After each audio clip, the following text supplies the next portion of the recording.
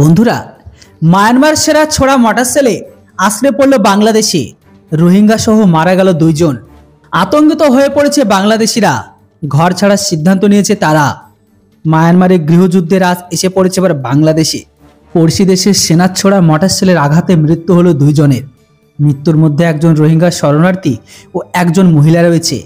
মায়ানমারের রাখাইন রাজ্যের সংঘর্ষে জড়িয়ে পড়েছে বার্মিজ সেনা তথা টাটমাদাও ও বিদ্রোহী আরাকান আর্মি। গত কয়েক সপ্তাহ ধরে পরিস্থিতি উত্তপ্ত হয়ে রয়েছে দুই দেশের সীমান্ত। এর আগেও সে দেশে থেকে গোলাগুলি উড়ে এসে পড়েছে বাংলাদেশি। আতঙ্কিত হয়ে অনেক বাংলাদেশি ঘর ছাড়ার সিদ্ধান্ত নিয়েছে। জানা গিয়েছে সোমবার দিন বেলা 2:45 নাগাদ ঘুমধুম ইউনিয়নের জলপাইতলি গ্রামের একটি রান্না ঘরের ওপর মোটরসাইকেলটি এসে পড়ে। এতেই নিহত হয়েছে দুজন। মৃতের মধ্যে একজন বাংলাদেশি নারী, অন্যজন রোহিঙ্গা পুরুষ। মায়ানমারের জুন্টা সরকারের আরাকান আর্মি গৃহযুদ্ধের কারণে বাংলাদেশের সীমান্ত সংলগ্ন গ্রামগুলোতে অনবরত গোলা আসতে পড়ছে। এর আগেও কয়েকজনের আহত হওয়ার খবর মিলেছিল।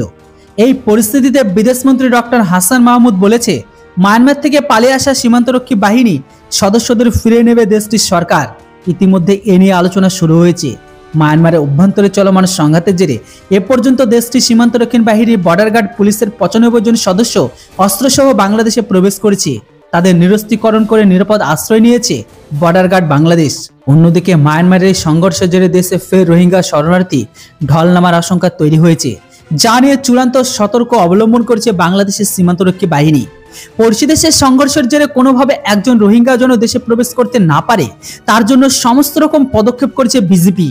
5 বছর আগে দুপক্ষের সংঘর্ষে 12 লাখ রোহিঙ্গা বাংলাদেশে পালিয়ে এসেছিল, যাতে চাপ বেড়েছে দেশের সরকারের। হিংসা, মানব পাচার, মাদক কারবারের কারণে ভয়াবহ হয়ে উঠেছে বাংলাদেশের একাধিক রোহিঙ্গা শিবিরের পরিস্থিতি, যা নিয়ন্ত্রণ করতে এখন হিমশিম খাচ্ছে প্রশাসন। বর্তমান সময়ে বাংলাদেশের জলে রয়েছে রোহিঙ্গা মাছ আর স্থলে রয়েছে রোহিঙ্গা।